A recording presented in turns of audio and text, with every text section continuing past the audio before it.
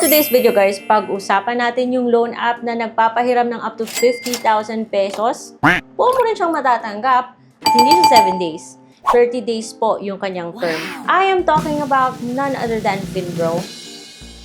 Bago kayo mag-react guys, Finbro is legit. Love it or hate it. Pero guys, marami kayong ins and outs na dapat malaman nito kay Finbro. I-report siya sa CIC. Huwag kayong mag-loan muna hanggat sa hindi nyo siya nakikilala ng masinsinan. Therefore, keep watching.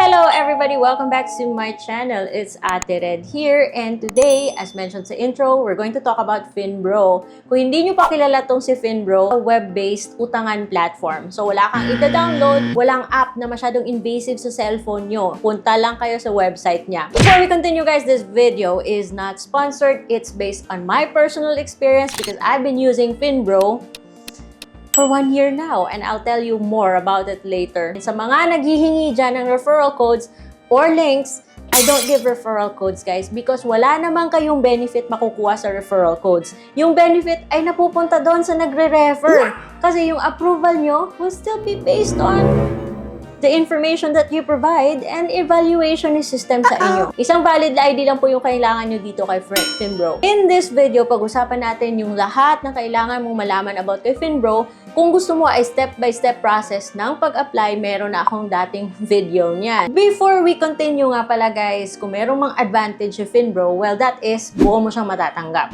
30 days po yung term niya, hindi siya makulit.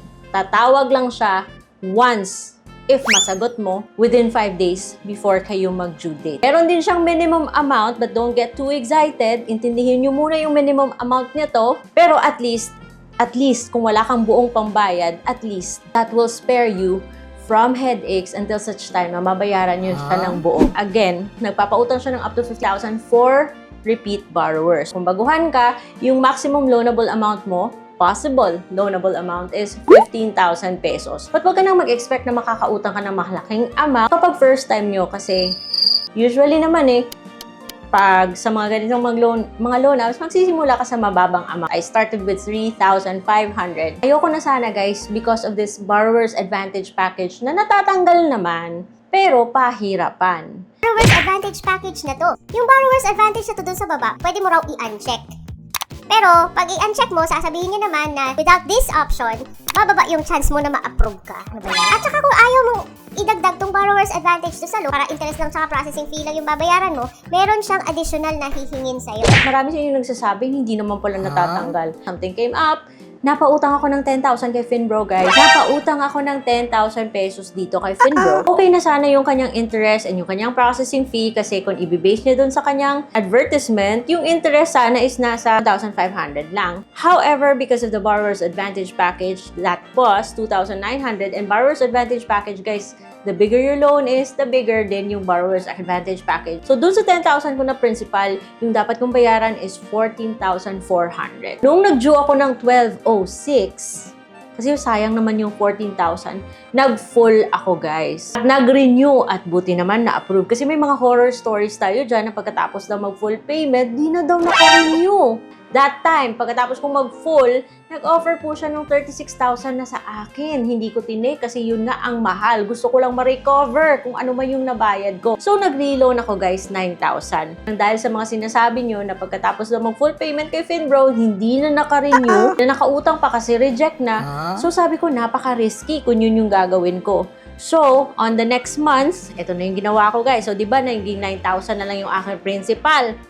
So, yung dun sa 9,000 naman, yung kanyang borrower's advantage package was 3,600. Yung kanyang interest and processing fees, hindi naman masyadong masakit. So, yung total kong babayaran after 30 days or sa January was 13,950.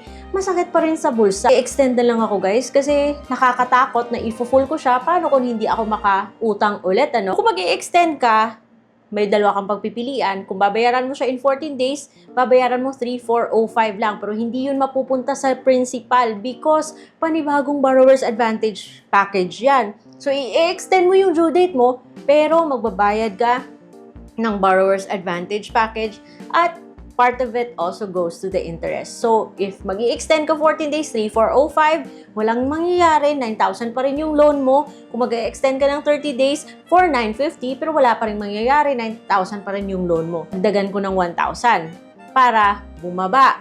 Okay. So, dinagdagan ko ng 1,000. Yung nangyari, yes, binawas yung 1,000 sa principal.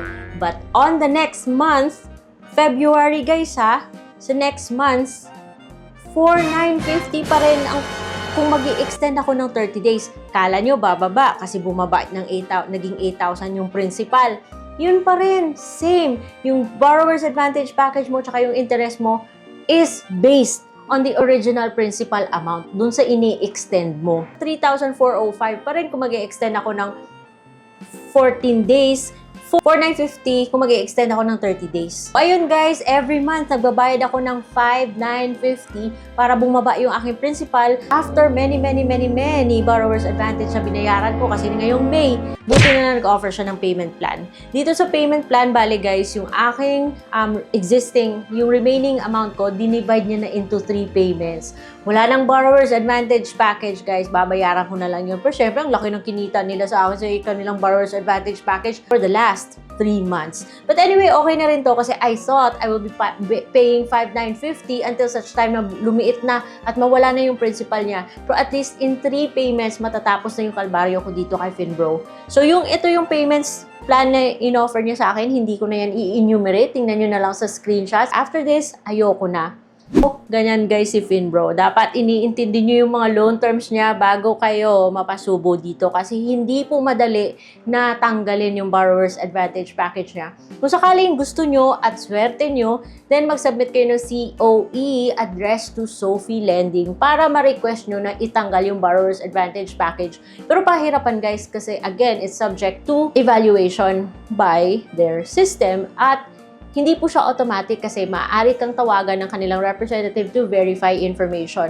Ako nga dati na-expire yung aking driver's license, tumawag, naghingi sila ng bago. So guys, huwag kayong padalos-dalos dito kay Finbro. As mentioned kanina, nagre-report po siya sa CIC. Kahit na masakit yung borrower's advantage package niya, at least nakakatulong siya sa pag-angat ng credit score natin para eventually hindi na tayo kumapit sa mga ganitong mga loan platforms. At least siguro somehow si Finbro nakatulong na yung credit history ko from bad naging fair. Kung yung malaman paano kumuha ng credit score, gumamit kayo ng Lista app guys. I've made a separate video about Lista app. Check it out. Get to know Lista app kasi it's really helpful. Mas maganda talaga na alam nyo where you stand, especially in terms of credit worthiness. This loan app, dapat pinag-aaralan po, pinag-iisipan kasi masyadong malaking responsibility to na kung sakaling hindi mo siya ma-meet, nako guys, hindi naman siya makulit because tumatawag lang siya once, 5 days before your due date at pag nakausap mo na yung representative, okay na, hindi ka niya kukulitin. And hindi naman siya nang haharas tulad sa mga naririnig ko sa ibang tao. Yun nga lang, bakit mo naman bibigyan yung self mo ng problema kung pwede lang naman iwasan from the start?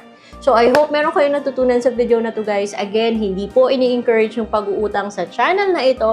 Yung ini-encourage natin is tamang paggamit ng ganitong mga platforms para sa ating advantage because these platforms can make or break our financial decisions or opportunities in the future. So guys, hindi po tayo nang clickbait or nang sa scam sa channel na to because gusto ko kayo guys matuto kung paano alagaan yung inyong creditworthiness para eventually hindi na tayo kakapit sa mga ganitong mga loan apps.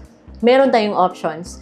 So, thank you so much for watching this video. Again, kung hindi pa kayo subscribe to my channel because marami kayong maiintindihan, malalearn ng mga tamang expectations, and see you on my next vlog.